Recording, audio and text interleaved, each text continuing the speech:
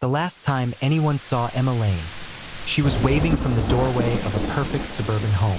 It was a Friday evening in June.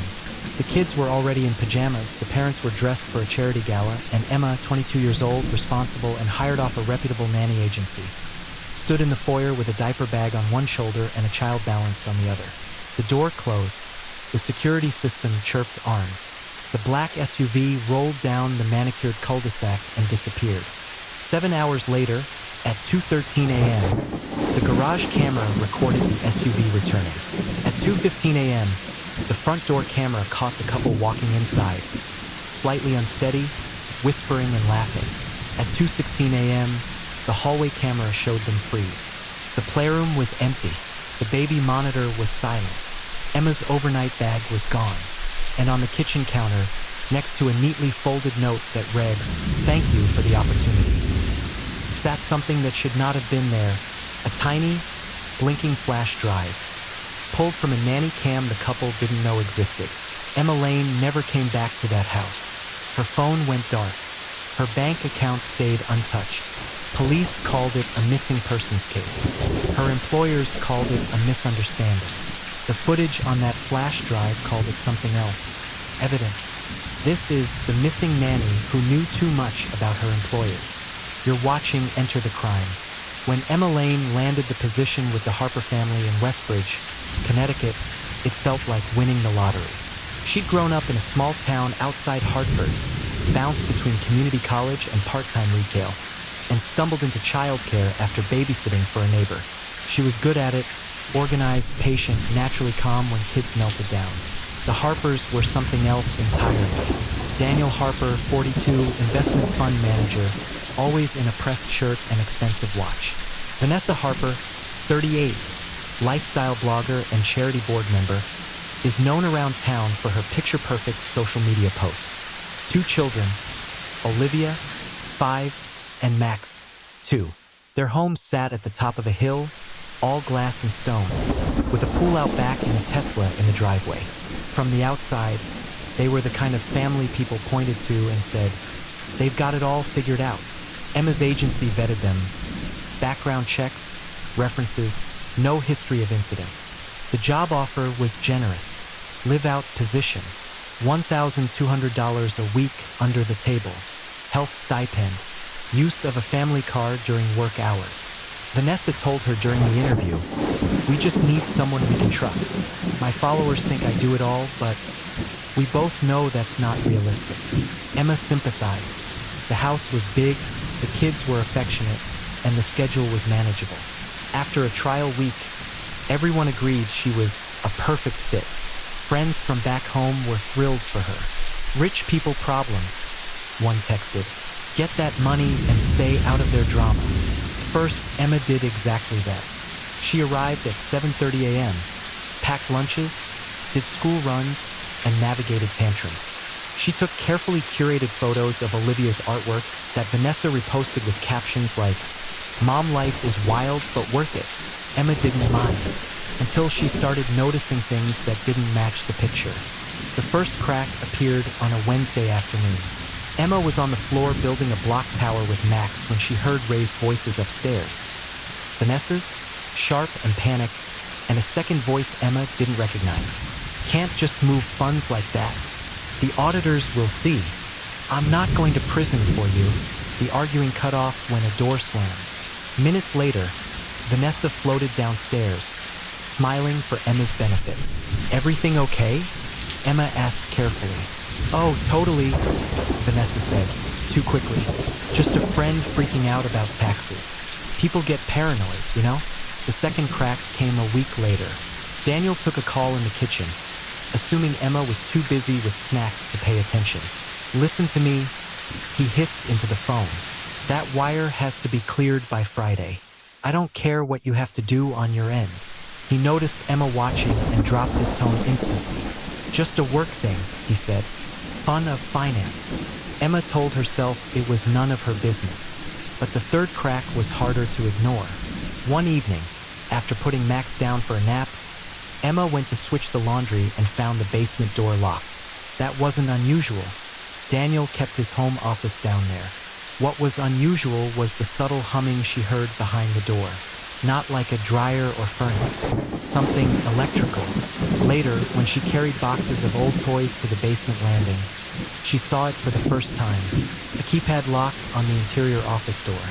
A small, high-angle camera pointed not at the room itself, but at the hallway leading to it. For a family that already had a comprehensive security system, it felt like overkill. More importantly, there was no camera in the kids' bedrooms. None in the playroom. None in the backyard. Every lens, Emma began to realize, was aimed not at keeping danger out, but while watching who moved inside. And those cameras were not part of the system she had access to on the Nanny app. Emma didn't consider herself paranoid, but when you're responsible for children, your brain learns to spot patterns. And the pattern in the Harper household was simple. They wanted eyes on everything, yet there was always a gap. Places Emma couldn't see but could feel being watched. One afternoon, while cleaning up after lunch, she spotted a tiny glint in the corner of the kitchen cabinet frame. She pulled a step stool over and looked closer. It was a lens, too small and too discreet to be part of the standard setup she'd been shown on day one. That night, she couldn't stop thinking about it. How many others were there? What were they recording? Who had access? The next morning, she came prepared. In her tote bag, next to the wipes and spare clothes, she carried a small bug detector she'd borrowed from a friend in the city who worked in IT security. He'd given it to her half-jokingly when she started working for rich people. "Never know," he'd said. "Sometimes money makes folks weird." During Max's nap, Emma ran the detector quietly, room by room. It chirped in the kitchen. It chirped in the hallway. It chirped near the basement door. And when she stepped into the guest room where she sometimes stayed late, it practically screamed. She traced the beeping to a decorative smoke detector that had no brand logo and no visible wiring. Carefully, heart-pounding, she twisted it open. Inside was a micro camera and a tiny flash drive. Someone had placed a hidden nanny cam in the room where she changed clothes, napped between late shifts, and occasionally cried from exhaustion into a pillow. Emma sat on the edge of the bed, the device in her lap. Her friend's voice echoed in her mind. Sometimes money makes folks weird. She thought about quitting, but then she thought about the kids, about the locked basement, about the arguments over moving funds, about the way Vanessa's smile froze whenever Daniel's phone buzzed. Emma decided to do something she'd never planned on. She would watch them. Emma didn't feel safe taking the camera out of the house. If the Harpers noticed it missing, they'd know someone had found it. Instead, she waited until a night when the couple was out late at a charity event. One of those black tie galas Vanessa posted about with the caption, "Giving Back." After putting the kids to bed, Emma took the flash drive from the nanny cam and plugged it into the family laptop at the kitchen island. A folder opened automatically. Inside, hundreds of short video files, each timestamped, each labeled by date. The first clip she clicked was from a Tuesday afternoon 3 weeks earlier. There she was, Emma, changing out of a juice-stained shirt, unaware of the camera watching from the ceiling. She felt her face flush with anger and disgust. Another clip showed her sleeping on the bed, exhausted after a double shift, when the Harper's flight was delayed. The image zoomed slightly, as if the person watching had leaned closer. Other clips were worse, not explicit, but invasive in a way that made her skin crawl. Vanessa enters the room in a robe, scrolling on her phone. Daniel is sitting on the edge of the bed, head in hands, pouring himself a drink. Arguments, muffled but intense, about money, affairs, and what happens if this leaks. One clip finally explained why the camera existed in the first place. Vanessa sat on the bed, speaking directly into the lens. "If anything happens to me," she said, voice low and steady, "this proves I knew, and that he can't claim I was blind." She listed dates, account transfers, and names of shell companies. She mentioned a side fund, registered overseas, and something called a bridge loan that sounded suspicious even to Emma's untrained ear. "It's not just fraud," Vanessa whispered. "It's other people's pensions." Emma realized, with a sick twist in her stomach, that the camera had started as leverage, insurance. But at some point, Daniel had either discovered it or installed his own, because the later clips focus less on Vanessa and more on Emma herself. Someone had quietly repurposed Vanessa's hidden safeguard into a surveillance tool aimed at the one person in the house with no power. Emma copied the entire contents of the flash drive onto a cheap USB stick she'd bought at the pharmacy and slipped it into her bag. Then she placed the original back, exactly as she'd found it. From that moment on, Emma wasn't just a nanny. She was a liability. Emma knew the smart thing would be to quit. She could tell the agency hand over the footage and let them deal with it. She could call the police, file a complaint, or even sue. But she also knew how stories like this played out. Rich employers hired expensive lawyers. Nannies became disgruntled employees with axes to grind. The narrative twisted until the person with the least protection took the hardest hit. So Emma opted for a middle ground. She reached out to someone who might understand both the tech and the stakes. Her IT friend, Noah, the one who'd given her the bug detector. Noah worked in cybersecurity for a mid-level firm in New York. He'd seen enough shady corporate behavior to know when something smelled off. They met at a coffee shop 2 towns over. "These aren't just creeps," he said after scrolling through the video files on her laptop. "Look, this stuff about pension funds? If what she's saying is true, that's full-on securities fraud. Maybe worse. Can we prove it?" Emma asked. "Not from this," he said, "but it's enough to get someone's attention." He suggested they contact an SEC tip line anonymously. "Send the clips where she talks about accounts and wire transfers," he said. "Let regulators do the digging. You keep copies and protect yourself." Emma hesitated. "What about the cameras?" she asked. "The ones recording me? Legally, it's murky," Noah said. "In some states, they can monitor their own property, even if you don't like it. But the hidden camera in your changing area? That's a different story. If you want to report it, you can." She looked down at her hands. "What if I just leave?" she said. "Forget the whole thing."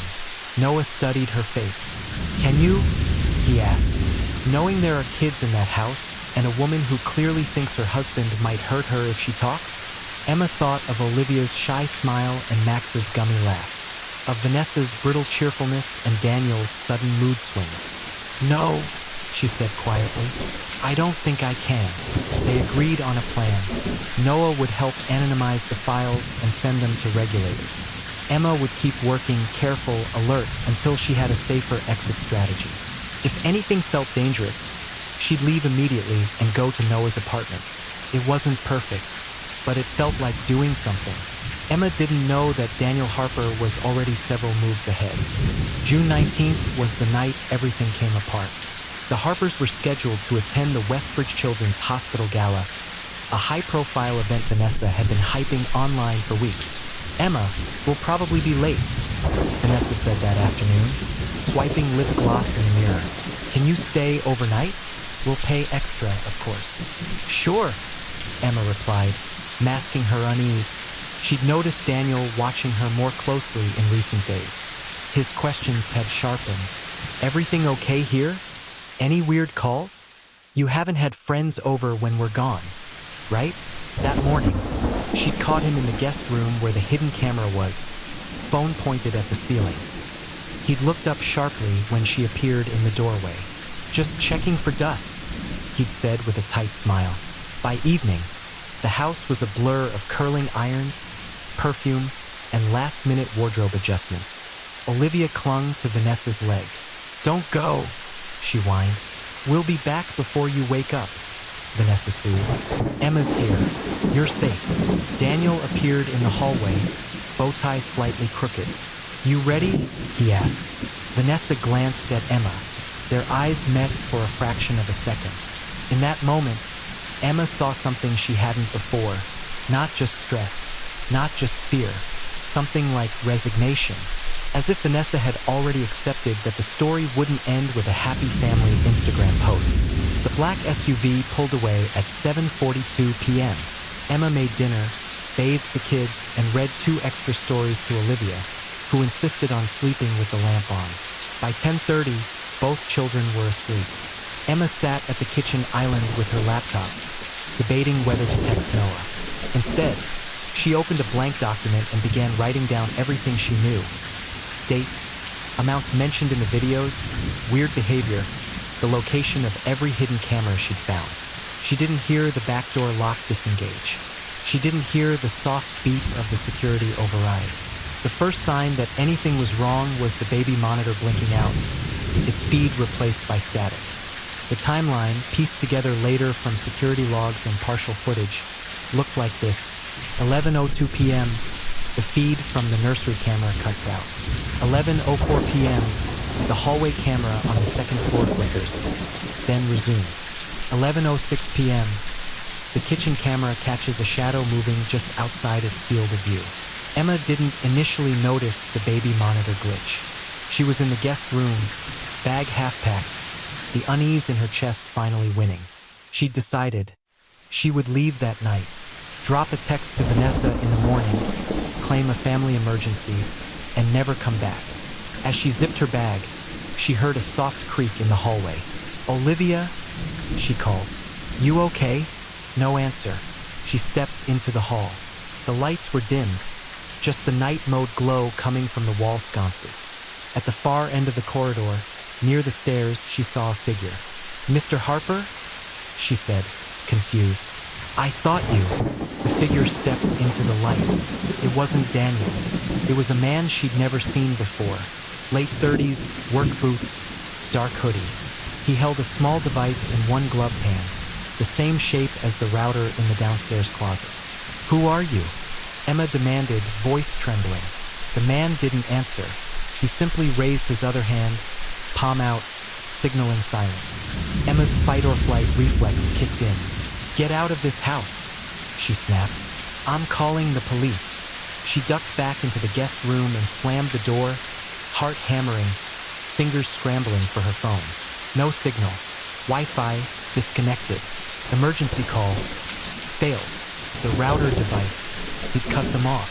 She looked around desperately. The window, too high, 2 stories over a cement patio. The kids' rooms? She couldn't leave them. The footsteps in the hall grew closer. Emma grabbed her bag and the USB drive from the nightstand, then slipped into the adjoining bathroom and locked that door too. She whispered to herself, "Stay calm. Think." The sound of metal scraping against the guest room lock sent ice down her spine. She had one advantage left. The Harpers had installed cameras everywhere. If she could get to a room they controlled, maybe she could trigger an alert on their phones. She climbed onto the bathtub, opened the small frosted window, and squeezed her arm out, groping for the narrow ledge. If she could shimmy along to the nursery window, she might. The bathroom door shook violently. A voice, low, steady, unfamiliar, said, "Emma, open the door. This doesn't have to be messy." She realized something then that made her stomach twist. Whoever he was, he knew her name. Everything that happened next exists only in fragments. The upstairs hallway camera caught the man forcing the guest room door. The angle never showed inside, only the door flying open and then closing again. 3 minutes later, the camera recorded the same man carrying a large duffel bag down the hall, slung over his shoulder. He paused outside the kids' rooms, listening. When he heard nothing but their breathing and the white noise machine, he moved on. At 11:19 p.m., the front door camera captured him leaving, duffel still over his shoulder, moving with the bored confidence of a contractor finishing a late-night job. No Emma, no struggle, no blood, just absence. At 11:21 p.m., the interior server that managed the private camera network logged a manual shutdown from a basement terminal. By the time the Harpers returned at 2:13 a.m., the system had rebooted as nothing had happened. Except Emma was gone. Her car was still in the driveway. Her shoes were by the door. Her overnight bag sat half-packed on the guest room bed. And on the kitchen counter, next to her folded note, sat the tiny flash drive she'd taken from the Nanny cam, now glowing faintly, as if recently accessed. Vanessa saw it first. Her face went pale. "Daniel," she whispered. "He knows." On paper, the case of Emma Lane looked straightforward. Young Nanny, last seen alive by her employers before they left for an event, returns home to find her missing. No signs of forced entry, No signs of struggle, phone and belongings left behind. The Westbridge Police Department initially treated it as a voluntary disappearance. Maybe she took off, one detective shrugged. These living gigs can be stressful. People snap. Emma's parents didn't buy it. She would have told us, her mother insisted. She was saving for school. She just signed a longer contract. When police pulled the Harpers' external security footage, they saw nothing helpful. The front and garage cameras showed the couple leaving and returning, with no other vehicles. They didn't know about the private cameras. Those were on a separate network, accessible only via a secure terminal in Daniel's basement office and a hidden app on his phone. Emma's last moments, the stranger in the hall, the forced door, the duffel bag, remained invisible, at least officially.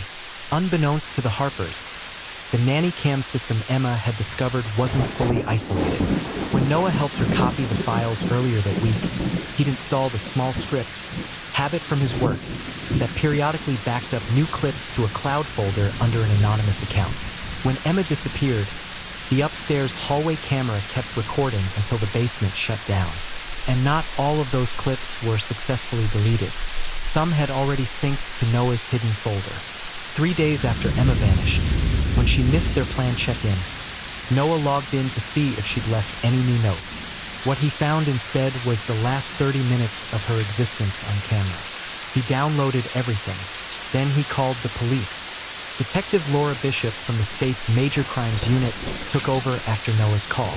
She'd worked enough missing persons cases to know that 1. Young women don't usually vanish mid-shift without transportation or money. 2. Employers with advanced surveillance that they forgot to mention are always a red flag. Noah sat in an interview room and laid out the evidence. The nanny cam footage Emma had originally copied. The auto-synced hallway clips from the night she disappeared. The cloud logs show remote access from an IP address registered to a consulting firm in New Jersey. You understand you've been holding material evidence without reporting it? Bishop asked. I was trying to protect her, Noah said. I didn't think it would go this far. Bishop didn't argue. She'd seen worse judgment under less pressure. She watched the clip of the man in the hallway frame by frame. He was careful, hood up, face angled away, gloves on. But he wasn't perfect. On the third replay, she saw it. A small patch on the sleeve of his hoodie, half-turned but just clear enough to identify the logo of a regional security company that installed high-end camera systems. She subpoenaed their client and employee records. One name jumped out. Evan Klein, independent contractor, specialized in discrete residential surveillance, subcontractor for multiple wealthy clients in Fairfield County, including the Harpers. Phone records showed several late-night calls between Daniel Harper and Klein in the week leading up to Emma's disappearance. Money transfers flagged by the SEC, thanks to Emma and Noah's anonymous tip, showed payments to a shell company that shared an address with Klein's business. When confronted, Klein folded faster than expected. I was hired to wipe footage, he said, eyes hollow. That's it. I didn't touch her. Then why is there a duffel bag on your shoulder? Bishop asked, sliding the still frame across the table. Klein stared at it for a long time. Because he told me to take it, he finally said. Said it was sensitive material. She stole. Who? Bishop pressed. Klein didn't look up. You know who, he said. The guy who signs the checks. The Harper's world collapsed quickly after that. The SEC investigation into Daniel's funds, sparked by Emma's anonymous tip, was already underway when Klein's confession landed on Bishop's desk. What emerged was a picture of a man in deep financial trouble. Daniel had been running a Ponzi-style scheme, using new investor money to cover losses, fabricating performance reports, and moving funds through a maze of offshore accounts. Vanessa had discovered it first, hence the original nanny cam. She'd recorded her insurance in the guest room, intending to use it as leverage if he tried to scapegoat her. Daniel, in turn, had learned about her recordings and repurposed the system to monitor both his wife and the young nanny who spent more time in the house than anyone else. When Emma and Noah submitted the clips, regulators began quietly probing. Emails showed Daniel grew paranoid. He searched SEC whistleblower process at 3:14 a.m. one night. He asked Klein how secure the home network really was. He messaged an associate. If she talks, we're done. Bishop confronted Vanessa with the evidence. Vanessa's facade finally cracked. I tried to leave, she said, tears cutting through her makeup. But everything is in his name. The house, the accounts, the brand. If I walk away, I walk away with nothing. And he made it clear that if I went to the authorities, he'd say I was involved. Did you know he planned to do something to Emma? Bishop asked. Vanessa shook her head violently. I knew he was angry she snooped, she said. He said she was disloyal, but I thought he'd just fire her. I swear I didn't know. Bishop believed part of her, not all. In the end, it didn't matter what Vanessa knew in advance. What mattered was what Daniel had done after. Facing federal charges and the possibility of life behind bars, Daniel tried to negotiate. I'll give you the offshore accounts, he told Bishop. I'll name other players, but I want immunity on anything involving the nanny. There's nobody. You have nothing. He underestimated how much something can be worth even when it isn't there. To this day, Emma Lane's body has never been found. Searches of nearby woods, rivers, and construction sites turned up nothing. Klein claimed he dropped the duffel at a location Daniel specified, then left without looking inside. GPS data from Daniel's SUV that night showed a 47-minute detour to an industrial area near the state line. But surveillance cameras there only captured him driving in and out. No bag, no shallow grave, no final resting place. Daniel eventually pled guilty to multiple counts of securities fraud, money laundering, obstruction of justice, and, after Klein's testimony and the hallway footage were admitted, second-degree kidnapping and manslaughter. His lawyers argued there was no proof Emma was dead. The judge disagreed. You created circumstances from which she could not safely return, the ruling read. You turned her from an employee into a threat and then tried to erase her. He received a combined sentence that will likely keep him behind bars for the rest of his life. Vanessa avoided prison through a cooperation deal, surrendering assets and rebranding herself offline as just another single mom working retail, far from Westbridge. Noah keeps a backup of the files Emma copied, the last pieces of her handwriting, her attempts to do the right thing in a house built on lies. Her parents visit the Harper's former street once a year. The house has new owners now, a different family, different kids playing on the lawn. Sometimes her mother stands across from the driveway and whispers. She was standing right there. She trusted them. For viewers of stories like this, it's tempting to cast Emma as a cautionary tale. Don't trust rich employers. Don't dig too deep. Don't get involved. But the truth is the opposite. Emma didn't vanish because she was reckless. She vanished because she cared. Because she refused to pretend she hadn't seen what she saw. The cameras in that house were supposed to protect the people who owned them. In the end, they preserved something else. The proof that a young woman tried to shine light into someone else's darkness. And that darkness pushed back. You've been watching Enter the Crime.